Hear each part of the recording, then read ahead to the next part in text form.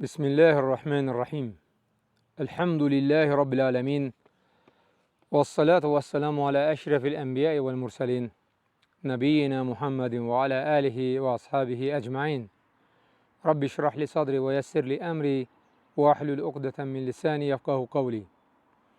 Əziz müsəlman qardaş və bacılarım, həmişə olduğu kimi hamınıza, eləcə də özümə Allahdan qorxmağa nəsiyyət edirəm. Türkiyənin gözəl bir güşəsinə gəlmişik. Bursada yerləşən Uludağ dağın yüksəkliyindəyik. Qardaşlar xahiş etdi ki, nəsiyyət edək, hamı üçün faydalı olsun. Qərara gəldik ki, həkimlər barədə danışaq.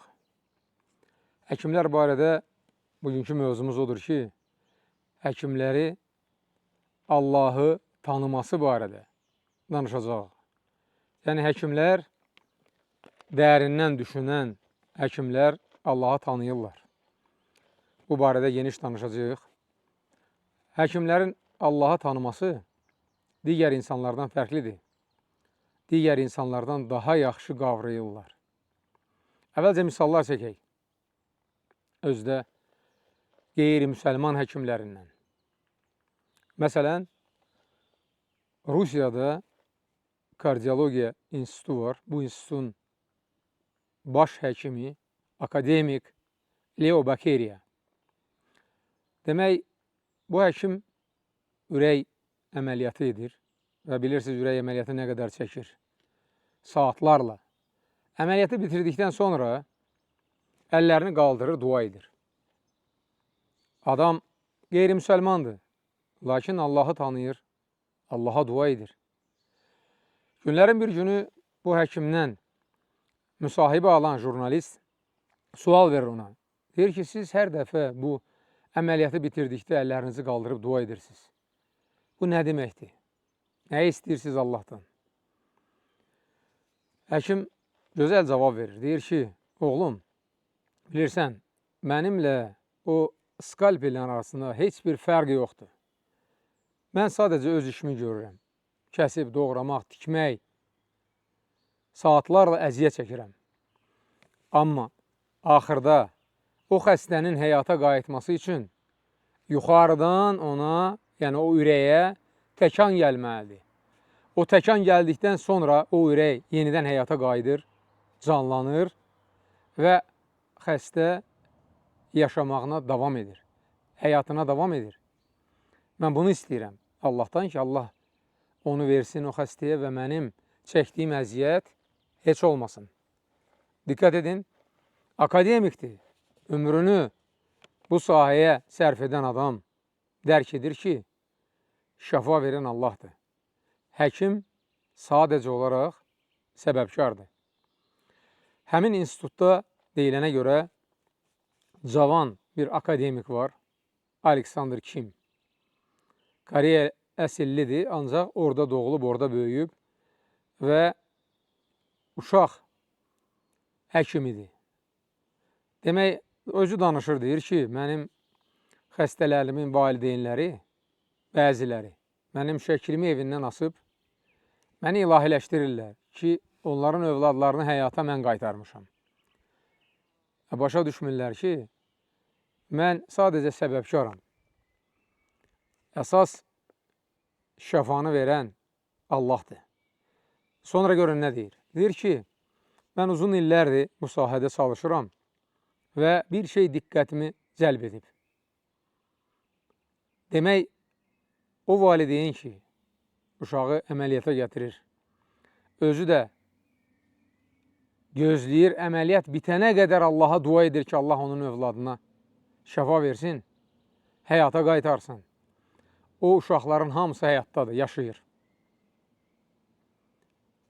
Amma elə valideyn də var ki, səhlənkar yanaşıb, uşağı gətirir əməliyyata, özü də çıxır, gedir öz işinin gücünün dalınca, fikirləşir ki, həkimin pulunu vermişəm, həkim də təcrübəli həkimdir, uşaq həyatda qalacaq, təəssüflər olsun ki, o uşaq dünyadan köçür. Bax, belə əziz müsəlmanlar. Qeyri-müsəlmanlar belə başa düşür ki, Allah var və şəfa verən də, yaradan da, öldürən də Allahdır. Mən dəfələrlə sizə danışmışam. Amerika embriyologiya elmlərinin professoru Kate Moore uzun illər araşdırma aparır. Araşdırma aparır və kəşf edir. Öz aləmində kəşf edir ki, ana bətnində uşaq necə yaranır. Əvvəlcə nütvə, sonra qan laxtası, sonra ət parçası, sonra sümük, sonra yenidən ət parçası onun üstünə gəlir və sonra insan olaraq şəkilə düşür və dünyaya gəlir. Bu kəşf etdikdən sonra müsəlmanlardan, müsəlman alimlərindən biri ona Müminin surəsinin əvvəlində olan ayələri göstərir. Allah Subhanahu taala həmin ayələrdə insanın necə yaradıldığını vəsf edir. Əvvəl nütvədən, sonra qan laxtası, sonra ət parçası, sonra sümük, sonra yenidən ət parçası, sonra yeni məxluq olaraq insanı yaratdıq deyir. Bunu görəndən sonra bu həkim, bu alim dərhal İslamı qəbul edir. Diqqət edirsinizmi? Bu, həqiqətən də həkimlərin Allahın varlığını dərk etdiyini göstərir. Mənim bir həkim dostum var. Demək, onunla 2000-ci ilin əvvəllərində həcc ziyarətində bir yerdə olmuşuq. Sual verdim ona ki, necə olub İslama gəlmisən? Yəni, səni kim dəvət edib?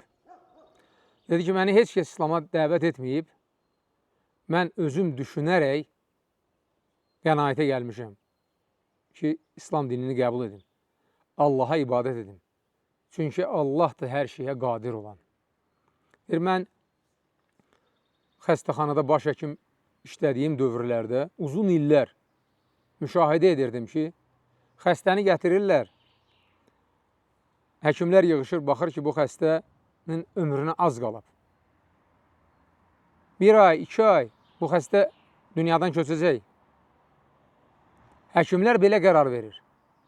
Lakin o xəstə indiyə qədər yaşayır. Qərarı verən odur. Allah subhanahu wa ta'ala. Elə xəstələr də gətirirdilər ki, əhval ruhiyyəsi yaxşı, hər bir dərmanı almağa imkanı, gözəl onun xidmətində duran həkimlər və səhhəti də yerində. Həkimlərin hamısı düşünür ki, bu adam həyatda qalacaq, lakin bir neçə gündən sonra adam dünyasını dəyişir və onda mən başa düşürdüm ki, qərarı verən odur. Kimin taleyinə, qədərinə nə yazılıbsa, o da olacaq. Həkimlər sadəcə olaraq səbəbkardır. Sizə indi bir video göstərəcəm.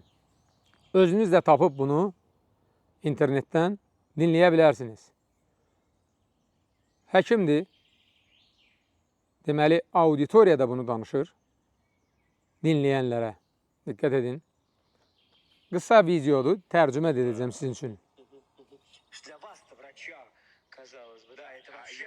знаете, я всегда знаю присутствие Бога в медицине. Deyir ki, mən hər zaman Allahın tibb sahəsində müdaxilə etdiyini hiss edirəm.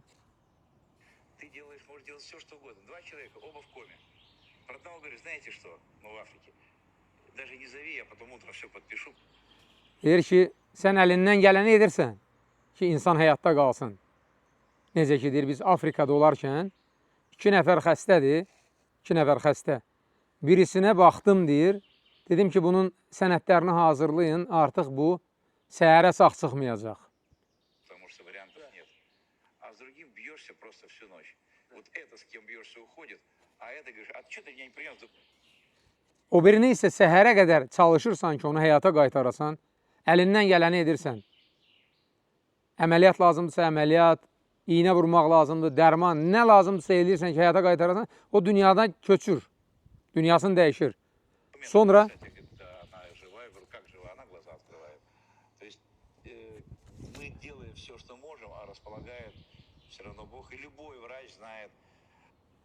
diqqət edin, deyir ki, sonra mən oradakı köməkçimə deyirəm ki, o birinin də sənədini gətir. Deyir, o birinin sənədini niyə gətirək? O yaşayır, ölməyib. Və onda deyir, başa düşürsən ki, həkim nə inir eləsin, Ancaq qərarı verən Allahdır və bunu hər bir həkim bilir. Fikir verin. Bu həkim deyir ki, qərarı verən Allahdır və bunu hər bir həkim bilir.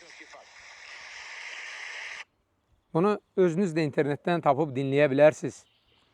Bu həkimin etirafıdır. Və yadıma gəlir bir dəfə bir həkimlə, professorla oturub söhbət edirdim. Dedim ki, mən bir sual verəcəm sizə. O sualın cavabından sizə aydın olacaq ki, həqiqətən də Allah qüdrət və qüvvət sahibidir və hər şeyə qadirdir. Dedi, de. Bunu deyəndən sonra təsəvvür edin. Adam İslam'a gəldi, ibadət etməyə başladı, Allaha bağlı oldu bu hadisədən sonra. Nə dedim ona? Dedim ki, uşaq ana bətnində yaranarkən Allah Subhanahu Teala ona ağız və burun yaradır. Həmçinin ön və arxa ifrazat çıxışları yaradır. Tənasül orqanları. Nə üçün yaradır? Ana bətnində o uşağın bu əzalar nəyinə lazımdır ki? Axı, ana bətnində uşaq ağzı ilə yemir, burnu ilə nəfəs almır, ifrazat çıxışları ilə də bayıra çıxmır. Ana bətnində uşaq pərdənin içində, suyun içində, ağzı da bağlı, burnundan da su içəri getmir, orada bağlı. Qidalanması necə olur? Göbək vasitəsilə qidalanır. Və qidalandığı sonra hara gedir, onu da bir Allah bilir. Əsas məsələ, o uşağa əgər deyilsə ki, səni elə bir aləm gözləyir, sən o aləmə gedəcəksən, növbəti yaşadığın yerə aləm. O aləmdə artıq sən göbəyinlə yox, ağzınla yiyəcəksən, burnunla nəfəs alacaqsan. Və ön və arxa ifrazat çıxışlarından da bayıra çıxacaqsan. O uşaq gülümsəyər, deyər ki, bu necə aləmdir? Belə bir aləm ola bilərmi? Eləcə də həmçinin bu həyatda insanlara deyəndə ki, o biri aləm var. O aləmdə filan şeylər gözləyir sizi. Açın, Qur'anı oxuyun. Qur'anda bunlar hamısı yazılıb. Bəzi insanlar bunu inkar edir. Hətta bəziləri istehza edir, deyir, o tərəfdən gələn varmı? Eybi yox. O tərəfə gedəndə biləcəksiniz ki, o tərəf var, yoxsa yox. Bu, Allahın yaratdığı o qüdrətini, qüvvətini həkim görəndən sonra İslam'a gəldi. İbadət etməyə başladı. Allahın bizə buyurduğu hər bir işdə biz insanlar üçün xeyir var, fayda var. Diqqət edin, indi Allahın Peyğəmbər sallallahu aleyhi və sələmə vəhiy yolu ilə nazil etdiyi, Peyğəmbər sallallahu aleyhi və sələmin də insanlara çatdırdığı bir nəsiyyət barədə danışacağım. O nəsiyyət, təsəvvür edin, Almaniyada xəstəxananın girişində böyük bir lövhənin üzərində yazılıb və altından da Muhammed sallallahu aleyhi və səlləm yazılıb. Almanlar bunu bir örnək olaraq götürüb, bu nəsiyyəti. Nədir bu nəsiyyət? Peyğəmbər sallallahu aleyhi və səlləm deyir ki, Adəm övladının ən çox şər doldurduğu tuluq bilirsiniz də, balaca su qabıdır. Dəridən olan su qabı.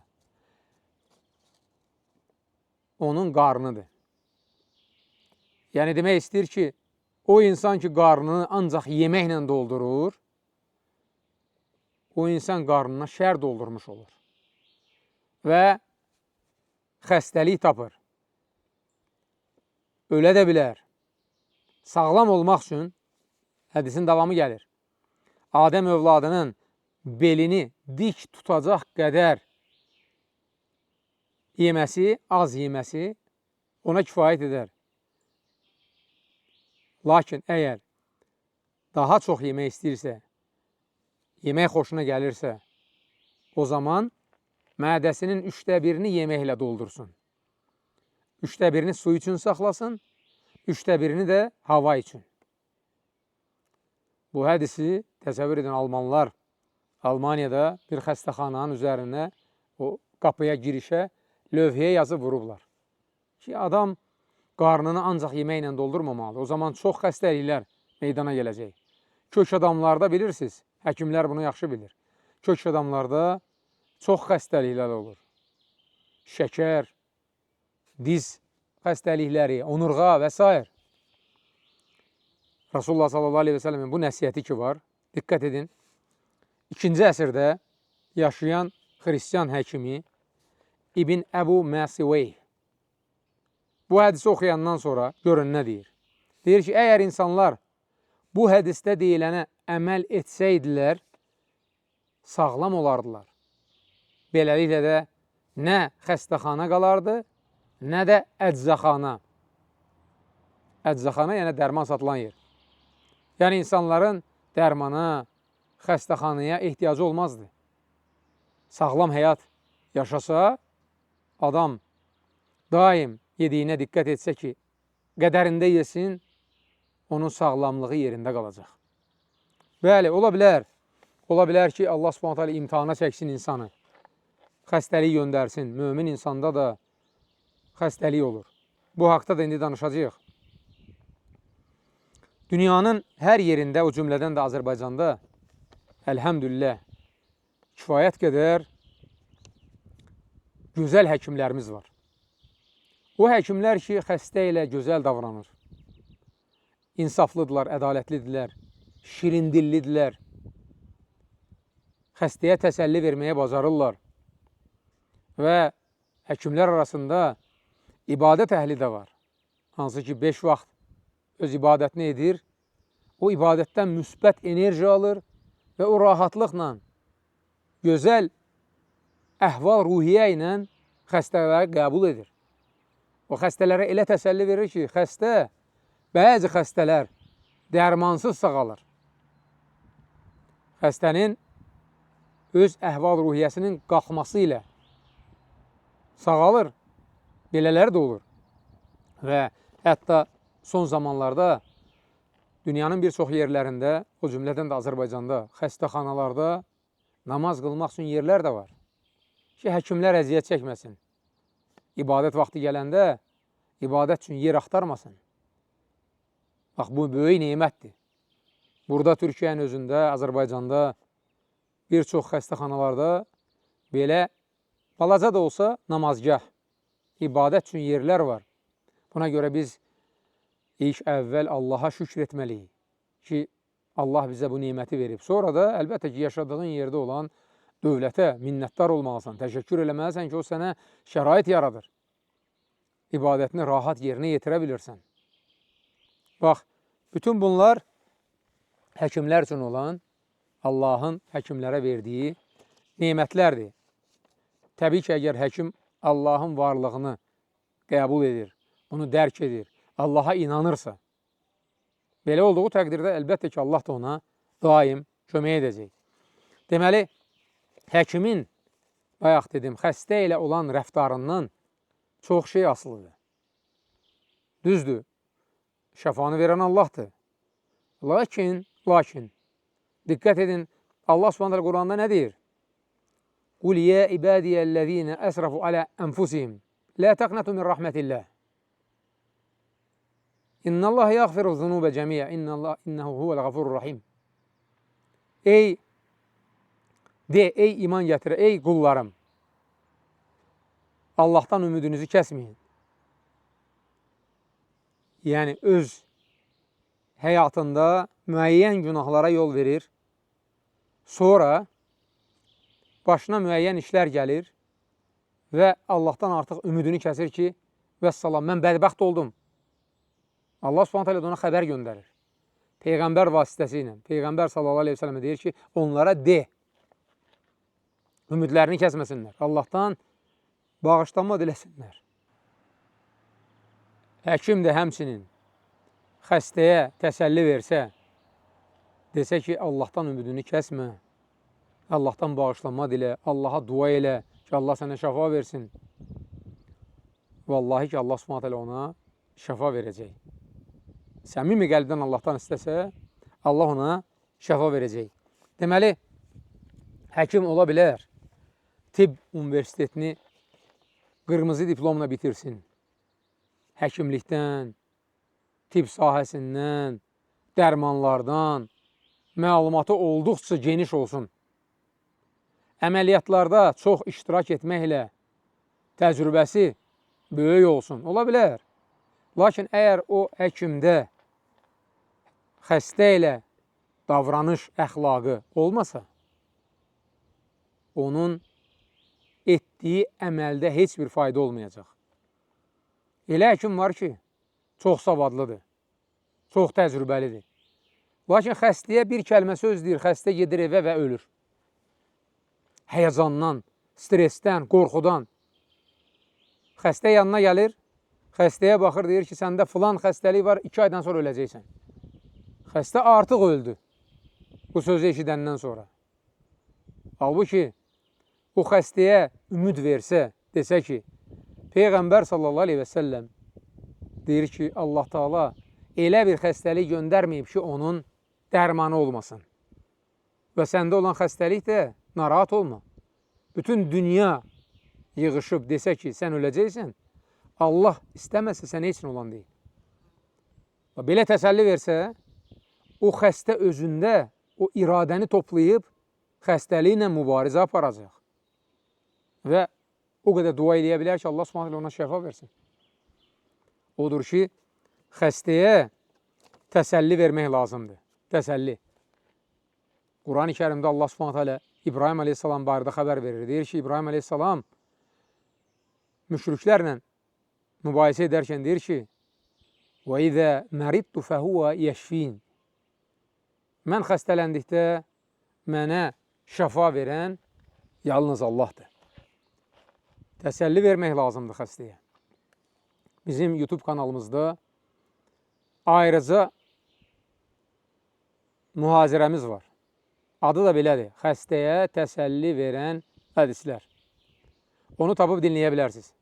Lakin qısa olaraq deyim ki, deməli, xəstə yanınıza gəldikdə, əziz həkimlər, xəstə yanınıza gəldikdə, xəstəyə baxıb görsəz ki, adam ağır xəstədir, ona o ağır xəstəliyini bildirməyin. Xəstəliyi biraz da ağırlaşmasın. Əksinə, gülər üzlə onu qarşılayıb deyin ki, qardaşım, yaxud bacım, səndə xəstəlik var düzdür, ancaq qorxulu deyil. Allaha dua elə, Allah istəsə onu aradan qaldıracaq, yenidən həyatına davam eləyəcəksən. Buna görə narahat olma. Qəlbini Allaha bağla. Və düşün ki, xəstəlik gələndə nə düşünməlidir xəstə? Birinci, düşün ki, Allah sevdiyi bəndəsini imtihana çəkir. Bu xəstəliyi sənə göndərib, səni sınayır. Nə qədər Allaha yaxınlaşırsan, onun Peyğəmbərinin yolu ilə gedirsən, o qədər də sınaqlar artır. Bu həyat başdan axıra qədər sınaqlarla doludur. Sonra deyirsən ki, hər bir xəstəlik sənin günahlarını silib aparır. Çünki bu haqda ayrıca hədislər var, səhih hədislər. Hər bir xəstəliyə səbr etmək sənin savabını artırır. Bu haqda da ayrıca hədislər var. Və nəhayət, sağalandan sonra səni daha gözəl həyat gözləyir. Yəni, sınaqdan keçəndən sonra daha gözəl həyat, bu da əgər Allah istəsə, cənnət həyatı səni gözləyir. Və belə təsəlli verirsiniz. Qəlbi rahatlıq tapsın. Düşünsün ki, Allah istəsə o sağalacaq. Sonra nəsihət edirsiniz ki, dua eləsin. Yəni, öz halına şükür eləsin. Məsələn, Peyğəmbər sallallahu aleyhi ve sellem daim etdiyi dua. Elhamdülillahi alə kulli həl. Hər bir halımıza görə Allaha həmd olsun. Və ya dua edib deyirsə, həsbi Allah və ni'məl vəkil. Allah mənə yetər, o nə gözəl qoruyandır.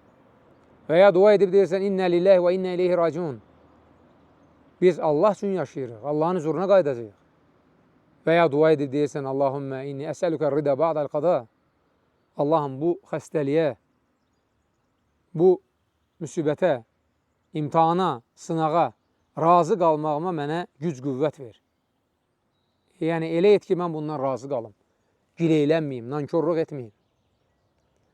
Və nəhayət, xəstə olanda insan nə etsin ki, o səbəb olsun onun şəfa tapmasına. Və məsələn, əgər namaz qılırsa, dərhal 2 rükət namaz qılıb, Allahdan şəfa diləsin. Allah Subhanahu Quranda deyir ki, وَاسْتَعِينُوا بِالصَّبْرِ وَالصَّلَاةِ. Namaz qılmaqla Allahdan kömək diləyin. Namaz qılıb Allahdan şəfa diləyirsən. Və dua edirsən. Peyğəmbər sallallahu aleyhi ve sellem hədisdə deyir ki, dua qədəri dəyişdirir. Yəni, sən xəstəsən, dua etdin, Allah Subhanahu dua sayəsində sənin xəstəliyini aradan qaldıra bilər. Nə qədər insanlar olub ki, eşitmişik, deyirlər ki, ağırdır, can üstədir hətta, ölə bilər. Dua edin, dua etmişik, sağalıb, yenidən həyata qayıdıb. Belə şeylər də olur. Odur ki, dua etmək lazımdır. Həmçinin Peyğəmbər sallallahu aleyhi ve sellem deyir ki, xəstələrinizi sədəqə verməklə müalicə edin. Məsələn, qurban kəsirsən, əvvəlcədən kəsirsən ki, Allahım, bunu kəsirəm ki, filan xəstəm şəfa tapsın. O bəziləri edir ki, əgər sağalsa qurban kəsərəm. Belə etmək düzgün deyil. Peyğəmbər sallallahu aleyhi ve sellem deyir ki, bu xəsisin verdiyi sədəqədir. Yəni, buna nəzir deyilir, düzdür. Kimsə belə nəzir edibsə, gəlib desə ki, mən nəzir etmişəm ki, filan xəstəm sağalsa qurban kəsəcəm. O da sağalıb. Biz ona deyirik ki, get o qurbanını kəs. Çünki Rasulullah sallallahu aleyhi ve sellem deyir ki, kim nəzir veribsə, nəzir deyibsə, onu yerinə yetirsin. Allah Teala da Quranda xəbər verir, yufuna bin nədir. Onlar verdiyi əhdə, yəni nəziri yerinə yetirirlər. Amma əvvəlcədən demək, əlbəttə ki, daha məsləhətdir. Əvvəlcədən etmək. Qurbanı kəsirsən, deyirsən ki, Allahım, bunu sənin yolunda sədəqə edirəm. Peyğəmbər sallallahu aleyhi ve sellem də bu xüsusda ayrıca bir hədisdə deyir ki, xəstələrinizi sədəqə verməklə müalicə edin. Ən gözəl sədəqə də su verməkdir. Yəni, baxırsan ki, hər hansı bir yerdə, rayonlarda, kəndlərdə su olmayan bir yerdə gedirsən, bir artizan quyusu qazdırırsan, onun savabı bəs eləyir o xəstə üçün, onun sağalması üçün, onun həyata qayıtması üçün. Hətta qayıtmasa belə, o xəstənin adından da o su quyusu, insanlar ondan istifadə etdikcə onun savabı ona gedəcək. Xəstələri sədəqələrlə müalicə edin. Dedim, yadıma nə düşdü? Bunu bir yaxın dostumuz bizə danışıb. Onun danışdığını deyirəm. Demək, Amerikada bir təşkilat var. Belə xeyriyyəçi işlərlə məşğul olur. Gedir xəstəxanalara, tapır o xəstələri ki, onların barəsində həkimlər qərar verib. Ki, 2 ay yaşayacaqsan, 6 ay yaşayacaqsan, 1 il yaşayacaqsan. Yəni, ölümünə hökm verib həkimlər. Bu xəstələri tapırlar və onlarla söhbət edir, onlara təsəlli verir. Sonra deyirlər ki, gəlin bir eksperiment keçirək. Filan yerdə bir kasıb var, sənin də milyonların var. Ona bir ev al, hədiyyə elə, evi yoxdur. Bax, gör o necə sevinəcək və nə qədər sənə dua eləyəcək. Sonra baxaq görək, onun bu sevinci, sənə dua etməsi, sənin də ona baxıb əhval-ruhiyyənin dəyişməsi sənin xəstəliyinə təsir edəcəkmi? Dəfələrlə bunu edirlər və bir çox xəstələr həyata qayıdır, bir çoxlarının da ömrü həkimin dediyi vaxtdan qat-qat çox uzanır. Bunu da qeyri-müsəlmanlar öz ağlı ilə, öz təcrübəsi ilə bunu edir, lakin biz bunu hədislərdən bilirik. Peyğəmbər sallallahu aleyhi ve sellem'in hədislərindən xəstələrinizi sədəqə verməklə müalicə edin. Bir də əsas məqam, xəstəyə heç vaxt gülməyin. Xəstə adam sizə baxanda sizin başınızda taz görür. Çünki sağlamsınız. Həkimlər deyir ki, sağlam adamların başında tacı var, onu ancaq xəstələr görür. Bax, nə qədər xəstə adam var. Gedib onunla dərdləşsəz deyəcək ki, kaş məsələn gəzə biləydim, filan şeyi eləyərdim. Kaş filan şeyləri yeyə biləydim. Kaş. Bunların hamısını Allah sənə verib o sağlamlığı. Bu sağlamlığa görə Allaha gecə gündüz şükür etməliyik. Və nə qədər ki sağlamıq, bu sağlamlıqdan maksimum istifadə etməliyik. Peyğəmbər sallallahu aleyhi ve sellemin gözəl tövsiyəsi var. Deyir ki, qocalana dək cavanlığınızdan, xəstələnənə dək sağlamlığınızdan, məşğul olana dək boş vaxtlarınızdan, kasıblayana dək var dövlətinizdən və ölənə dək həyatınızdan istifadə edin. Allahdan istəyimiz budur ki, Allah Subhanahu bizim həkimlərə və ümumiyyətlə dünyada olan həkimlərə insaflı olmağı, ədalətli olmağı, xəstələrlə gözəl rəftar etməyi, onların xidmətində durmağı, onların sağalması üçün əllərindən gələni etməyi nəsib eləsin. Onlara Allahı tanıyıb, Allaha həqiqi mənada qul olmağı, yəni ona ibadət etməyi, onun qarşısında boyun əyməyi, ona təvəkkül etməyi, ondan aslı olduqlarını dərk etməyi onlara müvəffəq eləsin. Peyğəmbər sallallahu aleyhi ve sellem bizə öyrətdiyi dua ilə bu söhbətimə son verirəm. Allahümme ərinəl haqqə haqqan varzuqna ittiba'ə və ərinəl batilə batilən varzuqna ictinəbə. Allahım haqqı bizə haqq olaraq göstər və bizi haqq yola yönəlt. Həmçinin batili bizə batil olaraq göstər və bizi ondan uzaq elə. Subhanakallahumma və bihamdik əşhədu ən la ilahə illə ənt əstəğfiruka və atubu ileyk.